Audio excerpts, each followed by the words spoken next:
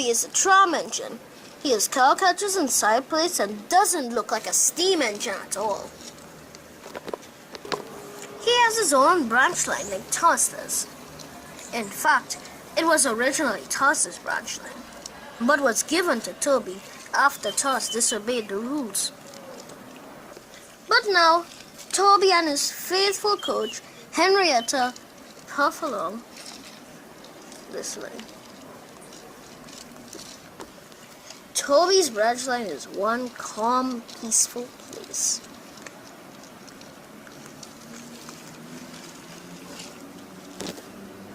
And sometimes, when you puff along with Toby and Henrietta, you could hear the birds singing and children playing. Toby loved the peacefulness. It felt very serene and very relaxing. Okay, Henrietta, that's our stop. Toby's branch line was very peaceful, whereas Gordon's was not. On Gordon's branch line, there'd be a lot of loud noise. Trucks and engines passing by was all you would usually hear. And the Sulu airport was right near here. Express coming through! Very rarely, the line would be quiet, although Gordon enjoyed it a lot. Although one day Gordon was tired of it. Oh, coaches, Gordon said, it's always very busy, and for once I wish I could go on one peaceful road. I know that I'm accustomed to so much loud noise, but for once I wish I could pass on a different route. Meanwhile, oh, Henrietta, said Toby, I wish we could have a change. For once, I mean, it's always the same thing. It's always the same rural places. It's always felt so rural here, and for once I want to experience something urban. Well, Toby, said Henrietta, I really don't think you'd like to experience something like that. Yes, but it's always the same bustling thing. I really want to feel something that Gordon would feel. I really want to feel something that Toby would feel. Toby rang his bell, and it puffed away. Gordon tooted his whistle and puffed away. While Gordon was pulling the express, he had a great idea. I know, he thought to himself. But if I asked Toby if he could switch? Oh yes, that could be a splendid idea, said Gordon.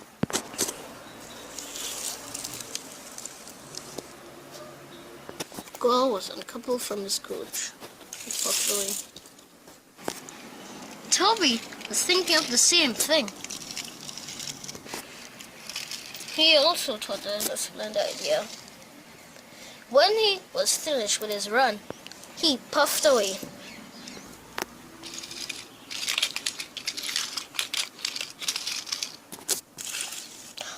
Oh, said Gordon and Toby together. I was just looking for you. I wanted to know if we could swap routes, they both continued saying. Oh, sure, deal, they both said together, and they puffed away. The next day, Gordon coupled up to his coaches. Wait a minute, said the coaches. Isn't this not Toby's line? Why are we here? Because Toby and I are taking alternate routes. Although the coaches didn't think that this was a good idea. But they puffed away anyway.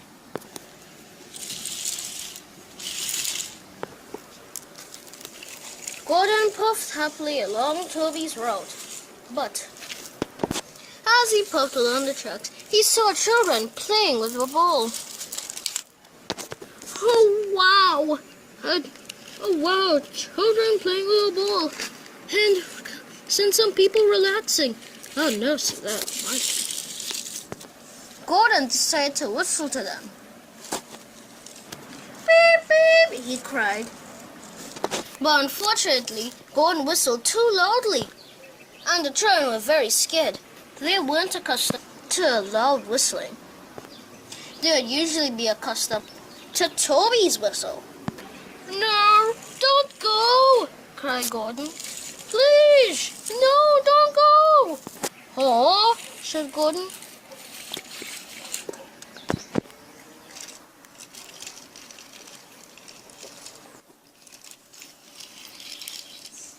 Toby was listening to tweeting birds, or was trying to. So much noise drowned the sound of the tweeting birds, and Toby could hardly hear them. Well, said Toby, at least there's going to be some children. I don't think so, said Henrietta. And Henrietta stood corrected. There was no children anywhere in sight. There was worse to come. Gordon wasn't meant for the track. He was very heavy. And unfortunately, it caused an avalanche. Rocks soon started to fall onto the track. Then, when Gordon saw it, he braked hard. Avalanche! He called. But his braking wasn't enough. He stopped right on the track. More rocks started to fall. And then there's trouble.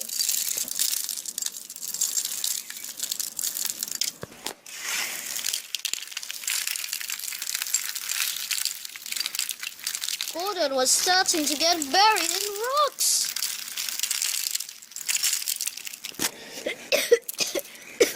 Oh, help! He called. Help!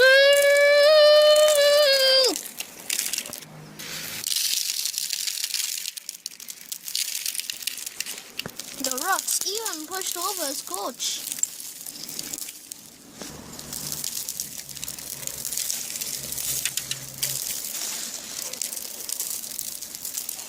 Suddenly, Gordon was entirely covered in rocks and could hardly be seen. His driver had evacuated his cab before all the rocks could fall, and ran to the signal box to make a call to Sir Topham Hatt. Sir Topham Hatt sent some workmen and Craig to help. Craig soon arrived with the workmen. The people left the cab to go and dig Gordon out. After digging for a while, they found his coach, and everyone inside didn't seem to be hurt.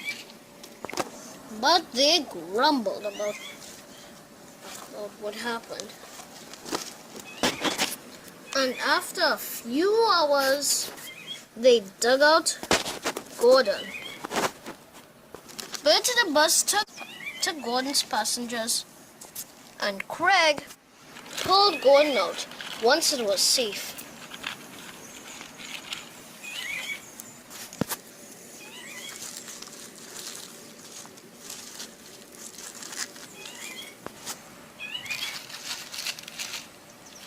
Thank you, said Gordon.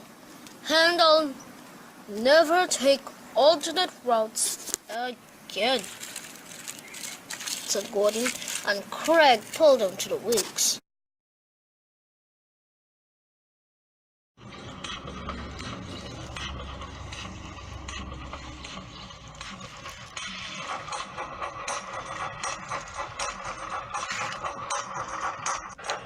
Henry was taking some trucks to the docks.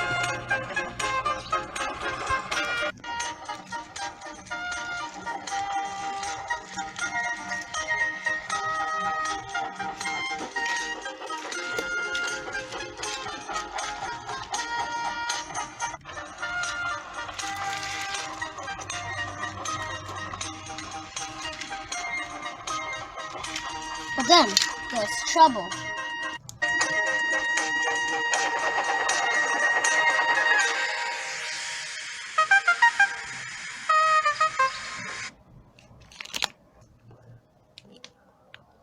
What has happened to me?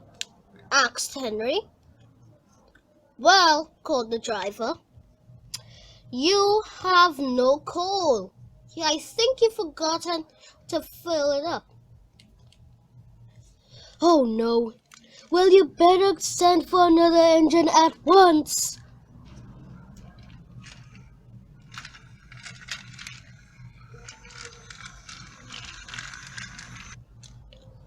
Henry, what's the problem? Emily asked.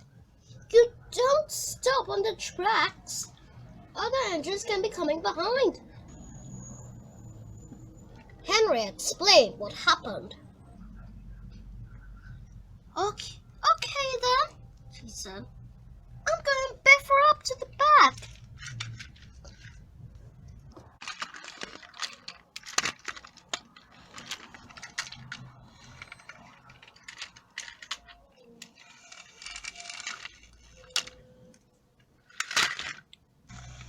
After pushing and pushing, she finally started to push the train.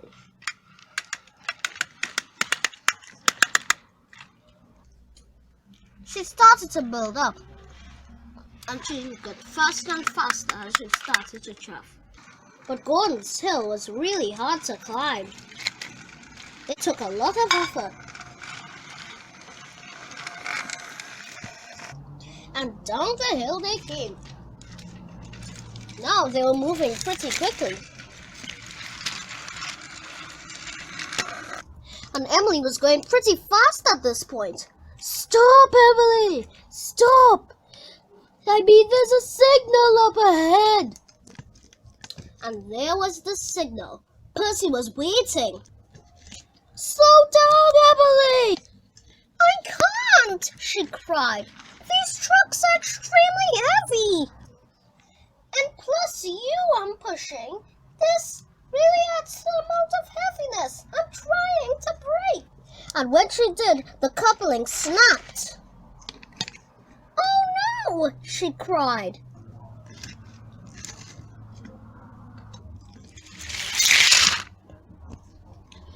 Oh my goodness, what was that? Emily, is that your train? Yes! But there's one part of the track that the engines weren't allowed to go on. Because it had this big bump, you see. Emily! Henry cried. You need to catch up to me! Quick!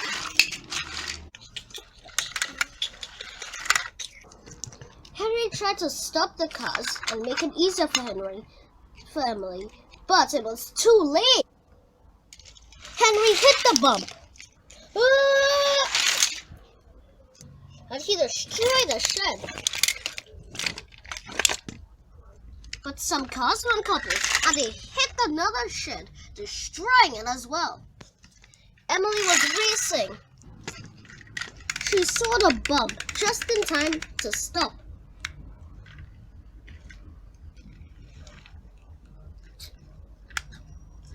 Phew! But she looked at the ruin of two sheds. Emily and James were called in to fix the mess. And James, as you guessed, wasn't pretty happy.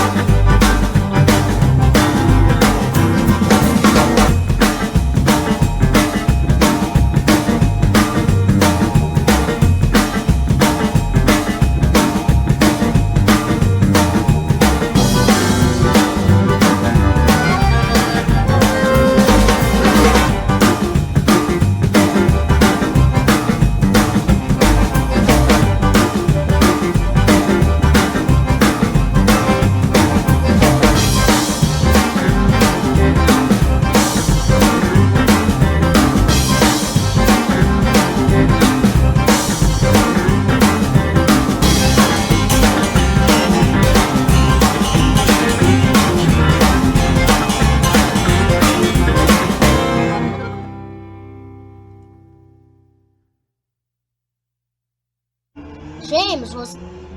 Although James had helped, he was quite angry that he had to do all this work. His paintwork didn't shine, and he couldn't go and wash it because it was getting dark and they needed to go and sleep. Emily and Gordon, I need you to pull Henry's train. But sir, why have you called two of us instead of one of us? Because this is a very long train, Emily. It would need two people. Emily will pull one half and Gordon will pull the other. Well, what are you waiting for? Go!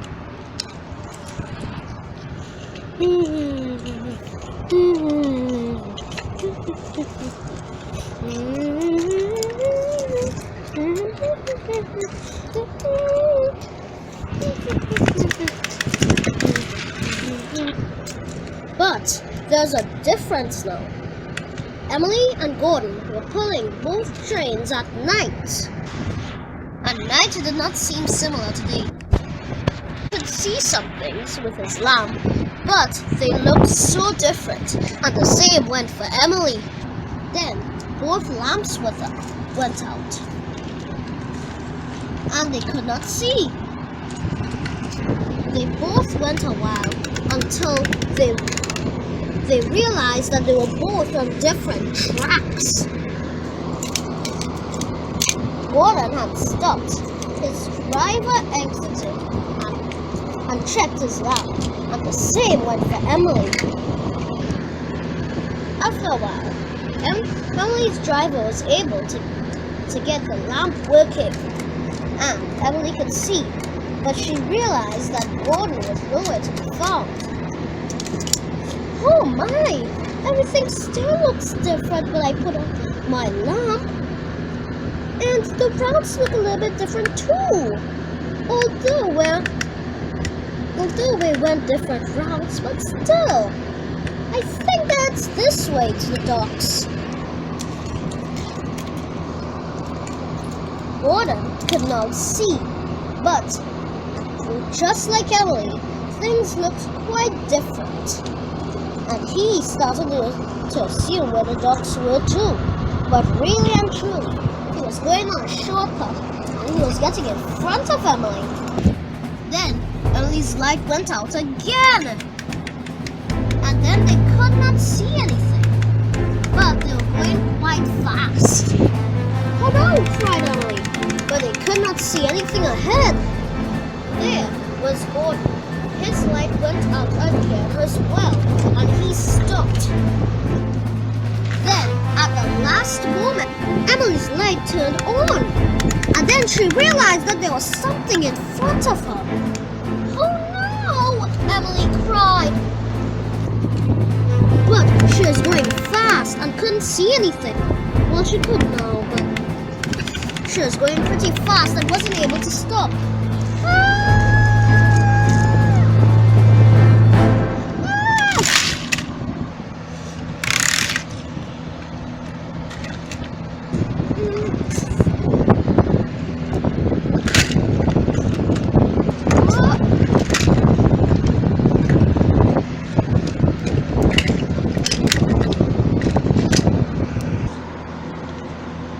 How the indignity! Gordon cried.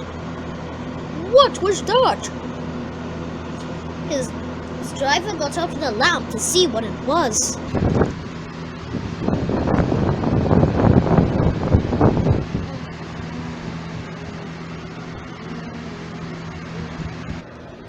It wasn't until daytime when Percy was chuffing along the tracks, and he saw something.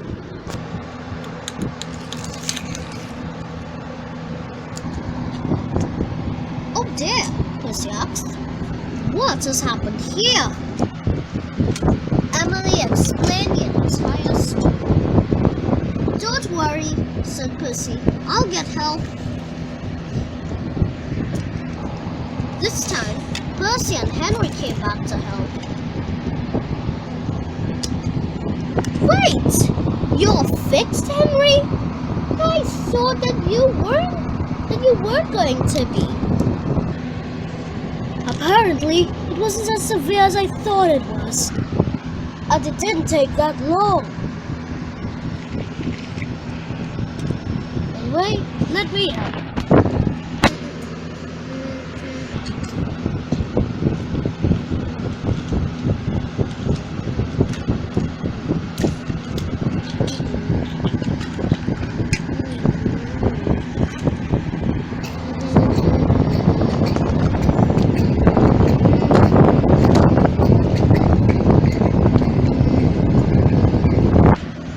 Pussy put the train back in order.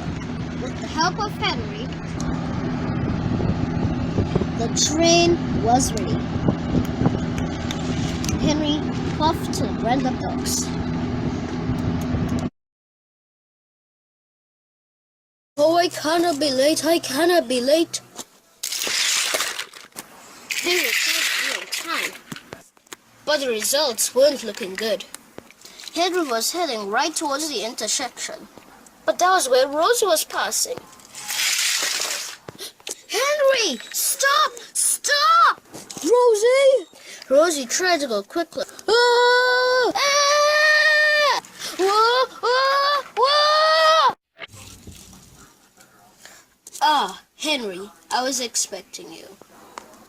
I want you to pull the express tomorrow. Thank you, sir. But why am I going to pull the express?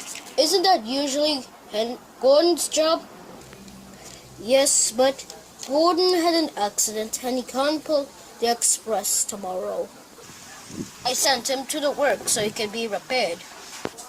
Oh, okay. But the last job of the day that you have to do is to take the goods train as you usually do.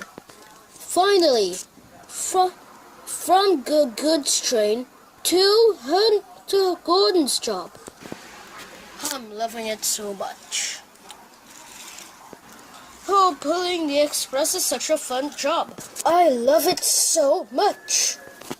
I can't wait to tell all the other engines about it.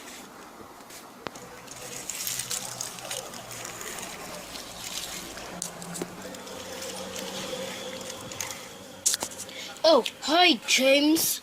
I'm gonna be pulling the express tomorrow. Sir Topham Hatt chose me especially. He must know that I'm a really useful engine. What? But why would he not choose me? I am the one who usually pulls the express. And I do it very well. Not as good as me. Look out for me, little James.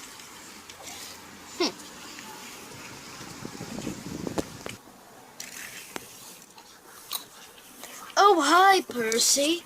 I'm gonna be pulling the express tomorrow. You? But why didn't Sir Topham Hatt choose James to do it? James is the one who usually does do it, and he does it very well. Well, James can do it better than me.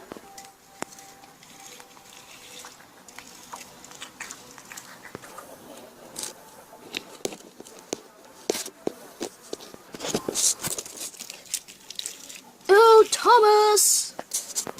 I'm gonna be pulling the express tomorrow. Sir Topham Hatt chose me especially. You? But why didn't he not choose James? Blah, blah, blah. That's what everybody says. But I could do that a lot better than James. Huh.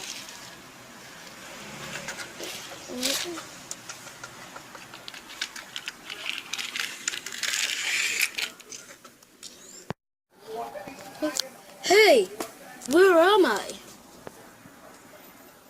Hey, where's Rosie? Wait, where's the station? Can somebody explain what's going on? Then a workman came up to Henry. I'll tell you what's happening. When you crashed, you knocked out. And you're now going to be repaired. Oh, so that's what happened. And we will have to repaint you.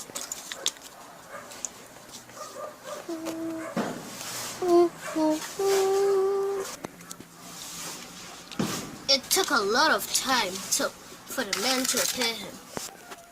Henry found life boring in the works. The man worked hard, but it seemed ages until he could get better.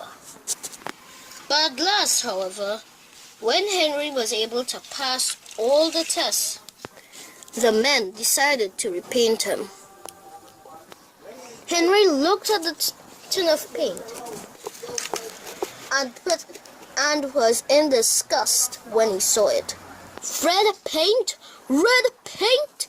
Are you serious? I was expecting green paint. Green paint. Not this disgusting color.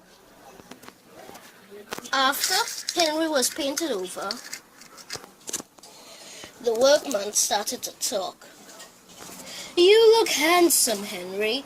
But don't worry, this is some type of undercoat. You will get back your green paint with red stripes when we're done. Undercoat? Undercoat? This is... Whatever will the other engines say when I look like this? The man laughed and continued painting. Early next morning, his driver came. Wake up, Henry! Don't you not remember? Remember what? Yawned Henry, as he was just waking up from his nice sleep, dreaming how he wished that he could be green with red stripes. Sir Topham had asked you to pull the express, remember? Oh wait, now I remember. Well, said his driver, we have to go. But I can't go looking like this. People will laugh at me and find that I'm disgraceful. No choice, Henry. And you know that Sir Topham Hatt wouldn't like you to be missing out on things just because you look disgraceful. Soon, Henry started off. And Henry, blushing with embarrassment, set off to the station. When Henry arrived at the station, Sir Topham Hatt was waiting for him. I feel so silly looking like this. I look like tomato sauce. You do look unusual, but you helped me out of an awkward situation. I mean, who else could I have chosen to do this job? Gordon is not here, and James needs to visit the mainland. You're the only other one who could pull the express, so don't worry about it. But Henry did worry about it. Soon, too soon for Henry, it was time to start. The express coaches were heavy, and Henry felt the drag of the coaches. We'll need help on Gordon's Hill today, remarked his driver. There were trouble earlier than that. As they approached Edward Station, the last coach went wrong on the train. They had to stop to uncouple it. To make matters worse, Thomas would usually help the engine up the hill, but he had been called away. Henry had to wait until the problem was set right, and without Thomas, there was no one to help him. Never mind, says driver. You're an enterprising engine. I don't feel like one, said Henry. As soon as Henry was mended, Henry set off. Henry's driver gave a good a start as he could.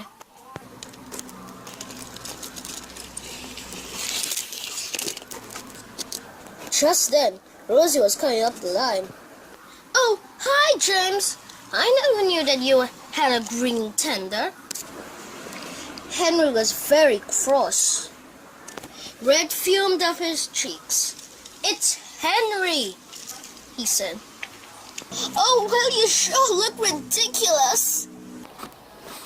And Henry heard what Rosie had said, and he was very insulted. "Oh, don't listen to them," said his driver. "They're just trying to discourage you. You can do it, Henry." Finally, Henry realized the brighter side, especially when it came to the hill. It was very steep. "Let them laugh," snorted Henry. Henry struggled upwards and forgot all about his red paint. He was so determined to reach the top of the hill that he forgot all this teasing and his red paint, and how ridiculous he looked. "I've done it! I've done it! I've done it!" chanted Henry victoriously. Henry felt very great. He felt very victorious as he reached the next station. After that, it was much easier, and they reached the other railway quickly. Sir Topham Hatt, who had been on the train, came to congratulate him. "Well done, Henry. I am really proud of you. Perhaps all my engines should be painted red, but I will still give you back your green paint with red stripes." "Thank you, sir." Soon, Henry was uncoupled and went to the works to be repainted.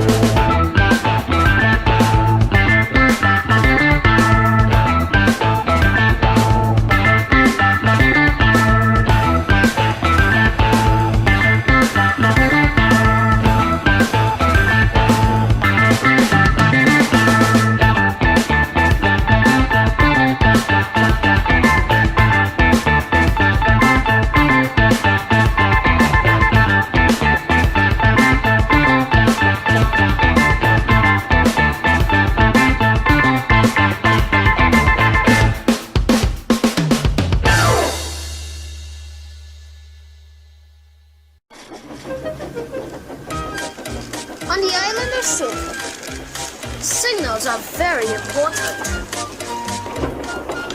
Signals can tell engines when to stop,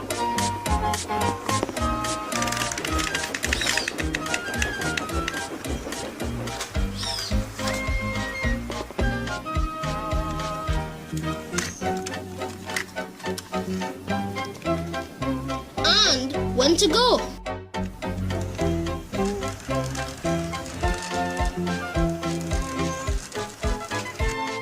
But when signals are faulty, it makes the island stop ticking like top. Poor Percy experienced this for himself. Percy had just finished shunting a long line of trucks for Thomas. Then Sir Topham Hatt arrived aboard Craig. "Percy, I have been needing to tell you that Thomas is not taking this train again. You are. Thomas has been in an accident, so you need to take the trucks, Percy. Anyway, come on, get moving." And Percy huffed away. Sir Topham Hatt climbed aboard Craig, and Craig took him to his office. Percy puffed along the beautiful countryside with his line of trucks. Then Percy came across a signal. But unfortunately, it was a very faulty one. It said green to go. Although the line wasn't safe, people were still working on the line.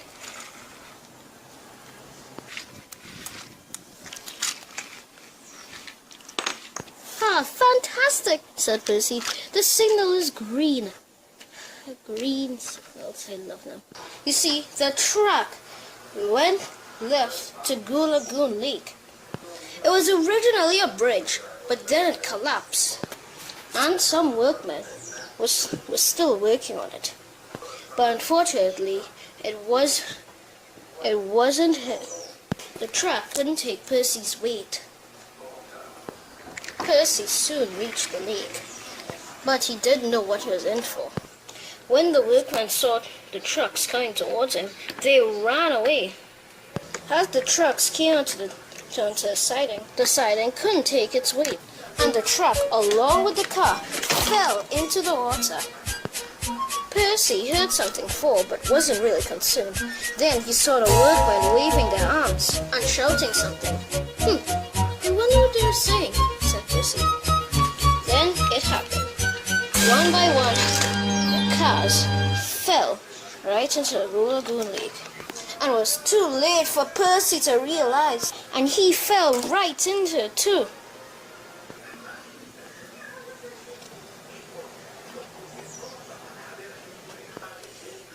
Soon Percy was craned out of the water. Toby came and pulled Percy back in. Percy felt very sad and very cold.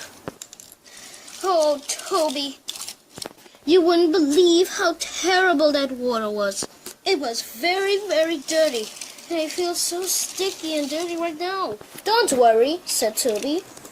After a nice wash down, you'll feel very nice. I hope so, said Percy. And Percy did. Hello.